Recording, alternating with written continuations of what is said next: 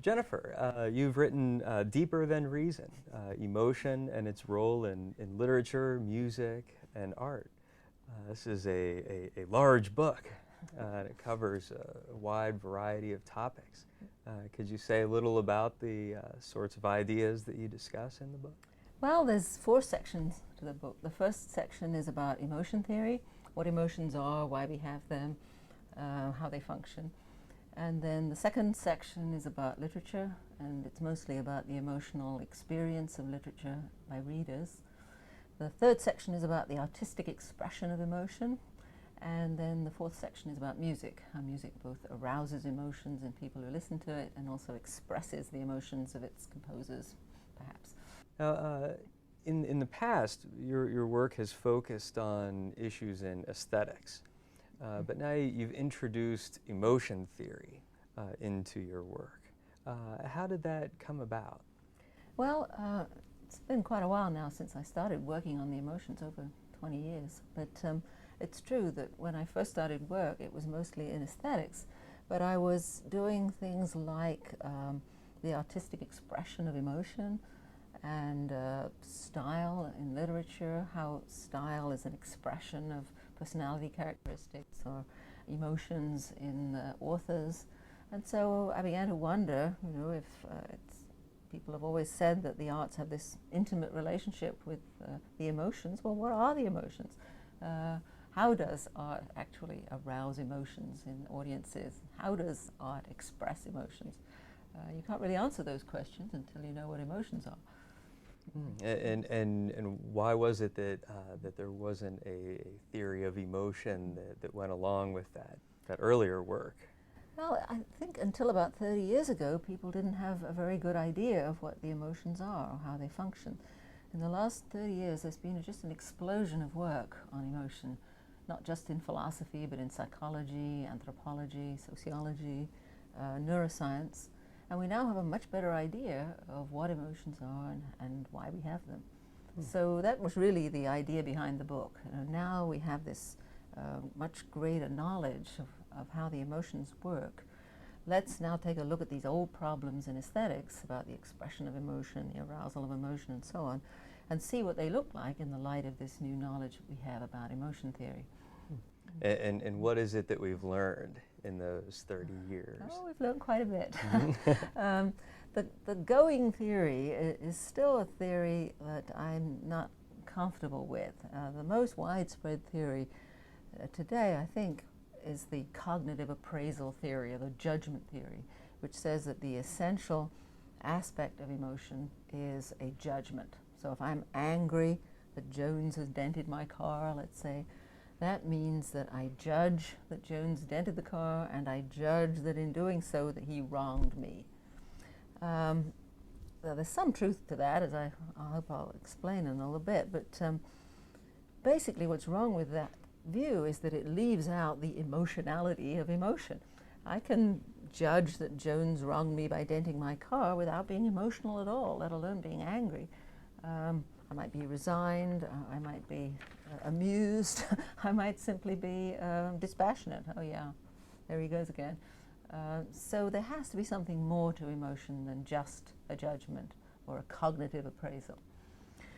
In the last 30 years, there's been a tremendous amount of research in psychology on the physiology of emotion. Some of the most interesting work has been done by Paul Ekman, who's shown that there are universal facial expressions for certain what he calls basic emotions: sadness, happiness, disgust, fear, anger, and a few more. And that's pretty remarkable. One might think that facial expressions were just conventional within a particular society. Well, he has pretty good evidence that that's just not true, that these are spontaneous expressions of emotion found everywhere, even in groups of people who have had no access to the West. And then there's been a lot of research on the autonomic accompaniments of emotion. There seem to be distinct profiles of heart rate and skin conductance that differentiates anger from fear, from disgust, from sadness. There's also been some work on vocal expressions, so that when I'm angry, I sound different than when I'm sad, and so on. That work isn't quite as developed, but it's a growing body of research. And then perhaps the most interesting thing to me that's been discovered is the existence of emotions that seem to occur too fast for there to be any cognition involved at all. There've been various experiments which show that emotion can be aroused, physiological changes are aroused in emotional situations without there being any kind of cognitive participation at all.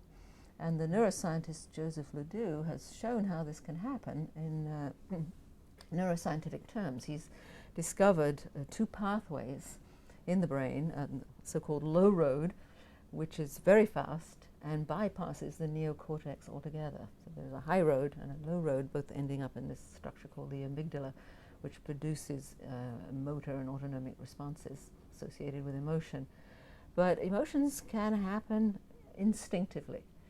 Now, you might want to say that what's going on here is still a kind of appraisal, but it's not the sort of appraisal that the judgment theorists talk about. It's nothing like Jones has wronged me by stealing my car. It's something like yikes, or help, or weird, or friend, or enemy, or something like that. It's some very crude, rough, coarse-grained appraisal that seems to bypass the higher cortical centers. So it's there, down there in the limbic system, in the real lower brain, or in the reptilian brain, as it's sometimes called. So these, it seems as though emotions work at this swift, lower, coarse-grained level. So you take all of that research and you turn that into a theory, into a framework for thinking about the emotions. How would you describe that framework? Yeah, what I think is that emotion shouldn't be described as any one thing, not as a judgment or as a feeling or as a set of physiological responses or as a bit of behavior or a set of action tendencies. People have had all those theories have been held by somebody or other, but rather that emotion is a process. At the heart of the emotion process is the non-cognitive affective appraisal, which immediately produces physiological responses and then gives way to a slower cognitive monitoring of the situation. So I come home late at night, there's a shadow under the trees, I immediately respond instinctively with a fear response. My heart starts to race, I sweat, and so on and so forth. That's the emotional response. It's a physiological response. And the information that it conveys is so fast that you could say that the information is conveyed by the bodily change. Then immediately after that, and it's all happening very, very fast, there's cognitive monitoring, which comes in and says, yeah, you're right, there's a mugger over there, get away. Or, oh, it's beloved Johnny, home from the war. Or, oh, it's just the trees, it's just a shadow, and that would abort the emotion. So the emotion either continues or it changes or it's aborted, depending on what cognition tells you. So in the process, I mean, the process can move from one emotion to another very rapidly, and cognition plays a role. There can be all kinds of cognitive stuff going on before the emotion. I can be imagining things, having beliefs, thinking about Jones denting my car or whatever. But it's not until that non-cognitive affective appraisal arrives that you've really got emotion and the physiological response that is the emotional response. So you can have lots of cognition before and have lots of cognitive monitoring after, but at the heart of emotion is a different mechanism, the affective appraisal mechanism, if you like. So you take the idea of emotion as a process involving the non-cognitive affective appraisal, the physiological arousal, the cognitive monitoring, and you use that view to then answer some questions in aesthetics, right? In literature, first of all. And some might be unconvinced that we really become emotional in response to works of literature. I'm not weeping or trembling or any of that. Can you make it more plausible that we really do get worked up about literature? I don't know. Just go to your local movie theater and watch people there. if they're watching a love story, a whole lot of them are crying. They're watching a horror movie, they're clutching their chairs, and their heart rate is going up, and so on. So I think even anecdotally you can see that people's emotions do get aroused by works of art. And the same thing happens when you're at home alone reading a Harlequin romance. You might be crying as you read. And I think for most people it's a no-brainer, the connection between literature and the emotions. Some people say that's why they read books, because it does affect them emotionally. The love stories, horror movies, Harlequin romances. That's not the focus of your book. No, that's true. Fair enough. What I'm really interested in are those works of great literature, realistic literature. I'm not talking here about postmodern novelists like DeLillo or somebody like that. I'm talking about the great tradition of novelists, in Leavis's term, Henry James, George Eliot, Tolstoy, Edith Wharton. Those are the kinds of people I'm interested in. And in those kinds of novels, what happens is that you get your emotions aroused as you read, but the author is also guiding and managing your emotional responses, and most important of all is getting you to reflect upon them, getting you to cognitively monitor your emotions in a very sophisticated and subtle way. So you get a real kind of education when you're reading these kinds of novels into your own emotional states. You think that these emotional responses in the reader are necessary? They're essential for providing a proper interpretation of the work. How does that work? How does that function? I think that your emotional response to a novel, say, is a really important part of the data that you draw on when you're arriving at an interpretation of a work. I guess I'm defending a version of reader response theory. According to my version, the meaning of a work is partly determined by readers' responses to the work. It's perhaps easiest to make this plausible by thinking about our reactions to characters. Understanding a character is very much like understanding a person in real life. It's very different from understanding a proposition. And just as some people in real life are better at understanding other people than other people are, they have more emotional intelligence, we say, so some people are better able to understand characters because they're more emotionally sensitive. And unless you understand the characters on an emotional level, unless you respond to Anna Karenina with compassion, and you won't understand what makes her tick. You won't understand her vulnerability, the tremendous sacrifices she made in running off with Vronsky, for example. You can't just be told that Anna is in a vulnerable position. You have to feel it for yourself to really understand what's going on with her. And of course, if you don't understand her character, you're not going to understand the novel.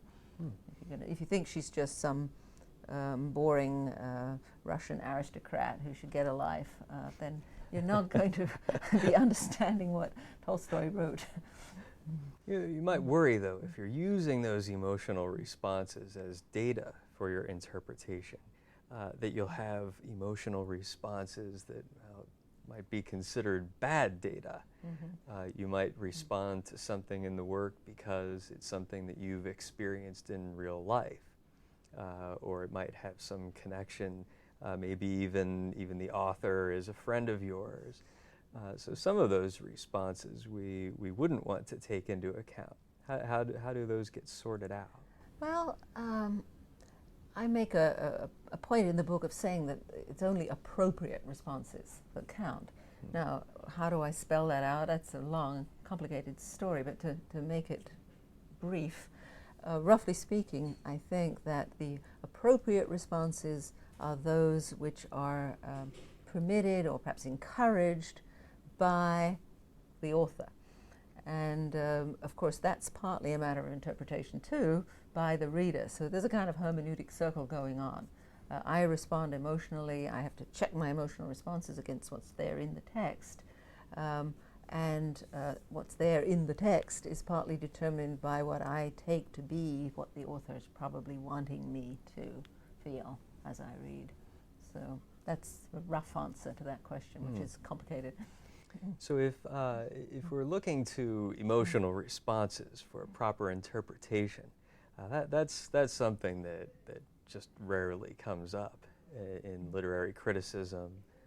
Anything from literary theorists who are more interested in deconstructing a work or doing something like sociology. How does your approach fit with some of those current themes in literary criticism? Well, one of the subtexts of the book is that literary theorists and literary critics should return to what it is about literature that gets ordinary people interested in it. Many deconstructive readings, for example, are very intriguing and clever, but most people reading novels are interested in the characters, and they're interested in their emotional reactions, and they're interested in their own emotional reactions to the characters. I think literary theorists sometimes forget that that's what makes literature alive for most people. So I'm kind of pushing for a return to the basics, if you like. A benefit of engaging with the novels that you describe is that they give the reader an emotional education. What is this idea of an emotional education, and where does that come from in engaging with a novel? I use Edith Wharton's The Reef a great deal. That's where my title comes from too, in the book. And The Reef is a novel in which two characters get an emotional education. They learn by having certain emotional experiences, by having their attention directed in certain ways, by being physiologically aroused in certain situations, by having their attitudes changed in certain ways. And this all takes place gradually over time as their emotions change. And at every stage of the way, they are reflecting on their emotions endlessly. It's a rather Henry Jamesian novel. They're cognitively monitoring what's going on. So throughout the course of the novel, the two main characters have a whole bunch of emotions, roughly speaking, and they cognitively monitor them and learn about them. And my claim is that the reader does exactly the same thing, that the reader too has their emotions aroused as they're reading in this very subtle, complex way, and that they're also encouraged to cognitively monitor those responses as they read. Mm-hmm. And that's how we get educated. Mm-hmm. Some people might say that it just doesn't make any sense at all to speak of emotional responses in terms of literature in any case, because they're fictions. They're not real people. There's nothing to get worked up about. And we don't behave fully in emotional ways. I might say I'm afraid of the green slime in the movie theater, but I don't run out of the movie theater. So how can we make sense of these responses to things that just aren't real?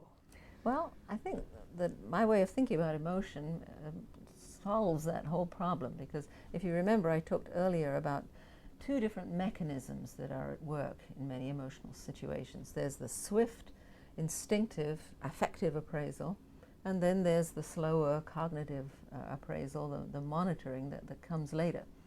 And I think that the same thing happens when we're, well, in your example of the green slime that appears to come out of the movie to us, we respond instinctively to that. Our emotion system is crude. It doesn't make a distinction between what's really there, what I'm imagining, what I'm thinking about, or whether there's some pictorial image of it out there. It's adapted so that it can respond swiftly to the mere whiff of danger, if you like. And so we respond instinctively, have these physiological responses. We sweat and tremble and so on. That's why people go like this in the movie theater. But we don't actually run away, because cognitive monitoring kicks in and says, yeah, that is only a movie up there. That isn't a real slime coming for me. So I think the theory explains that rather nicely. The judgment theory really doesn't know what to do with that, with that problem. The next section of your book is about expression, artistic expression. That's a word that gets used in a lot of different ways, and you say that you're interested in one sense of expression, the romantic sense. that you attribute a version of to Collingwood. Uh-huh. What is this particular sense of expression that you're interested in? Well, the last, I don't know, 30, 40 years, analytic philosophers talking about expression have seemed to say that when we say that a work of art expresses some emotion, all we really mean is that the work of art has a certain property, an aesthetic property. If the music expresses sadness, this simply means that the music has the property sad. Or if the story is jolly, it simply means that it has the property jolly. Mm-hmm. And what I want to insist on is that the whole notion of expression in the arts is actually a fairly recent one, and it comes from the Romantic movement. So historically, when artists have said that they're expressing their emotions in their work, they're talking literally. They really mean that they are expressing their own mental states, their own emotions in their artworks. And to simply say that the story is jolly really doesn't capture that. Now, I think Collingwood's theory does capture the romantic sense of expression. He says that what the Romantic poets in particular did was to articulate and elucidate an emotion, in the sense that, first of all, the artist feels something. He says, Collingwood says, he knows not what he feels. He feels this inarticulate sense of something or other. And then he writes a poem, he paints a painting, and at the end of this process, can look at what he's done and say, oh, that's what I felt. So it's a cognitive process, the process of expressing an emotion. It's, in my terms, it's a sophisticated form of cognitive monitoring. It's a way of reflecting upon a state, articulating it in such a way that it becomes clear. So let me give you an example. Keats' Ode to a Nightingale expresses something like this, and it's probably fair to attribute this to the poet himself. He said things like this in his letters as well as in this poem.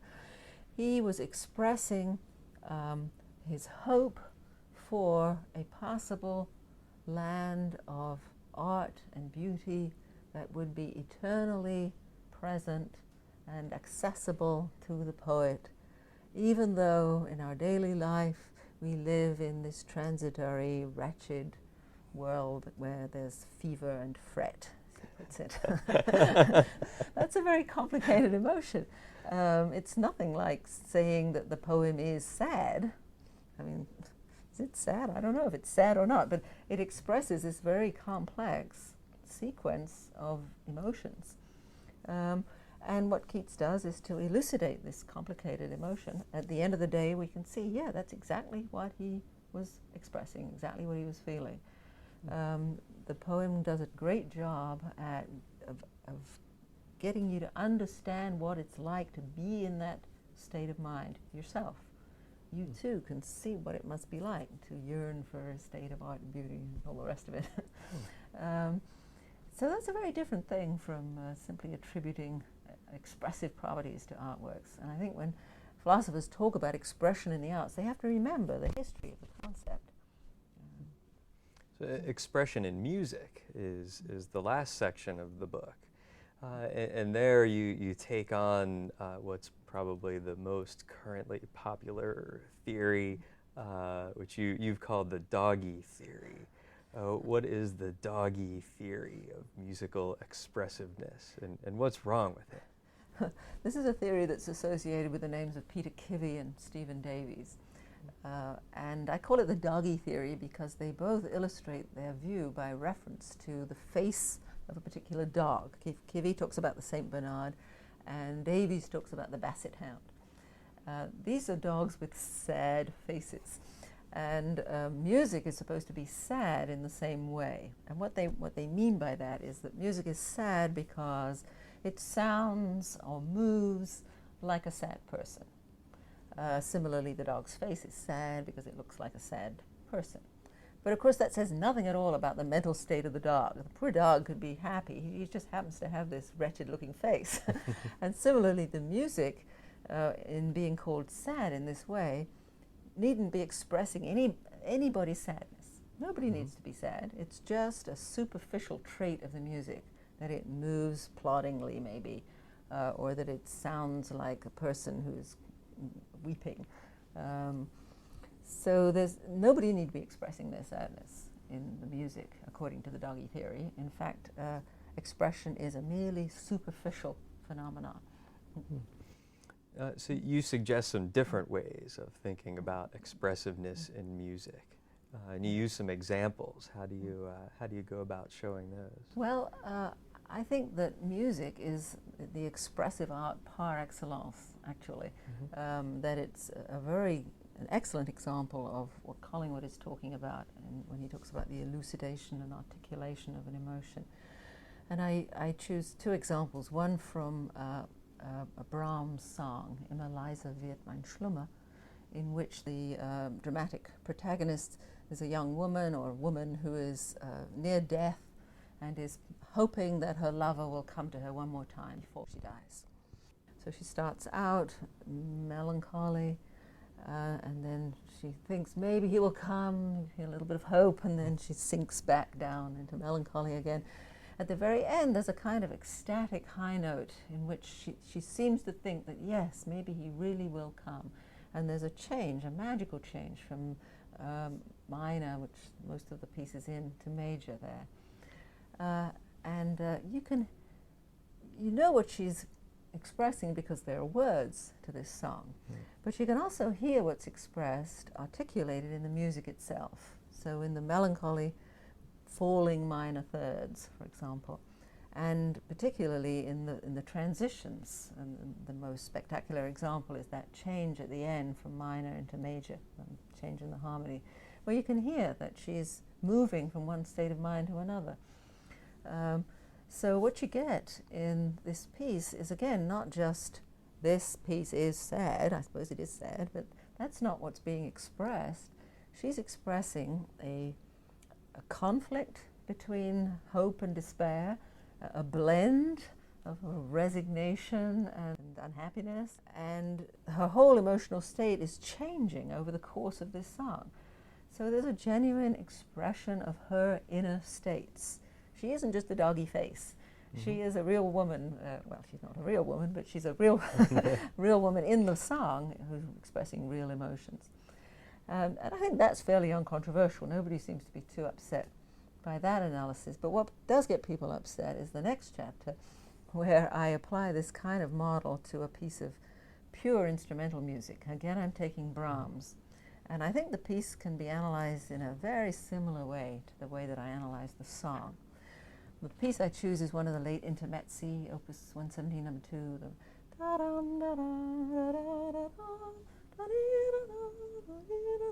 that one. There's that first opening theme, which is very yearning. It doesn't resolve, or it does resolve, but you don't notice because it's on the. It resolves always on the parts of the bar that don't get any emphasis, and so it always sounds like it's searching and yearning for something and never arriving anywhere. And then there's a second theme, which is in a related major key. It has the same notes in it as the first theme. So it's very closely related to the first theme, but it has a different rhythm. It sounds much more four-square and calm and rooted. So it seems to me that it makes perfect sense to think of these two themes as kind of two different ways of thinking about the same material, as though there's, again, a kind of drama going on here, between an interplay between these two themes. And in the development section, it's not really a sonata form, but it's kind of like a truncated sonata form. In the development section, it's the first theme that's developed. And the second theme hardly enters in at all, doesn't enter in at all. And the first theme yearns upwards into distant parts of the piano and at distant keys. It goes all over the place. It never seems to find what it's looking for. And then finally we come to the last section, the coda, where the second, more four-square theme comes back. And again, there's an interplay between the two, and it's as though the yearning theme is trying to be brought under control by the calmer theme. And you wonder which one of them is going to win this battle, as it were. And in the end, there's a kind of uneasy compromise. So you end with in the minor key, like the first theme, but more in the rhythm of the second theme. And the last note is a resolution, and it's in the tonic minor of the first theme. But It's not a very resolute resolution because it's an arpeggio that goes from way down the bottom of the piano to way up the top. And so you can hear this in a very similar way to the song as the development of a set of conflicting or blending emotions, emotional development, and at the end a kind of uneasy compromise between these two emotions. So whose emotions are they? Well, I say we hear the piece as though there's some kind of persona or agent in the music, and we hear it as though it was the expression of that person's emotions. So we can understand the expressiveness of the music then in terms of the experience of the persona in the music. Yeah. How should we understand the emotional response in a listener in terms of your theory of emotion? Yeah, that's the last 2 chapters I talk about that. Yeah, part of the reason why music is the most emotionally expressive art is because it doesn't just express emotions, it also affects us emotionally. And the penultimate chapter is parallel to the earlier chapter on literature, where I argue that you have to have your emotions aroused in order to understand a literary work. I think that's also true for some musical works too. So that's, I argue that at length in the penultimate chapter. But the last chapter is devoted to the question of how music arouses emotions. And that's a real puzzle for the judgment theorists of emotion, because if a piece of music makes me sad, you know, what's the relevant judgment? Nothing's happened. My mother hasn't died. The roof hasn't fallen in. You know, there's nothing to be sad about. So it's completely mysterious on the judgment theories why music should make us feel sad or any other emotion. But in fact, there's a large body of psychological literature which shows that music affects us physiologically. If you have a theory like mine that emphasizes the physiological aspect of emotion, it's much easier to deal with music. And what seems to happen, what I hypothesize, is this, is that when you're listening to music, it has a direct effect on the body. And this has been measured. Heart rate changes, changes in skin conductance, even hormonal changes have been measured. And there are 4 emotional states that are usually mentioned in connection with music. There seems to be evidence that music can make you sad, happy, nervous or agitated, or serene or calm. Those are the 4 states that come up over and over again. And it's noteworthy that these are really, or can be, mood states, not, strictly speaking, emotion. In other words, generalized states in which you're more ready to get into a bona fide emotional state. So what I suggest happens is that the music puts you into a certain mood. It makes you agitated or serene or, generally speaking, happy or sad. And that if people attribute to themselves a more specific emotion, it's because of the context that they bring with them to the music. Part of the context will be what they hear it as expressing. But there could also be personal associations, like some piece reminds me of England, where I was born long ago. And I might then say that that piece makes me feel nostalgic. Whereas you, hearing the same piece and not having those associations, may say it makes you feel wistful or melancholy or something.